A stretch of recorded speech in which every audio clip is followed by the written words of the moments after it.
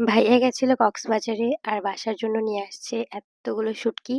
এগুলো কি শুটকি আমি জানি না। ও হ্যাঁ, আম্মু বললো এগুলো লইট্টা মাছের শুটকি। এগুলো হচ্ছে মহেশখালী দ্বীপের শুটকি। আর আরো অনেকগুলো ছোট ছোট শুটকি মাছও নিয়ে আসছিল, ওগুলোর নাম জানি না। আমাদের বাসায় দুইজন শুটকি খোর আছে, অনেক বেশি শুটকি পছন্দ করে, এই জন্য এতগুলো শুটকি নিয়ে আসছে ভাইয়া। যাওয়ার সময় আম্মু আর ভাবি বলে দিছে আর কিছু আনুক আর না আনুক যেন অনেকগুলো শুটকি নিয়ে আসে। আরো নিয়ে আসছিল অনেকগুলো আচার।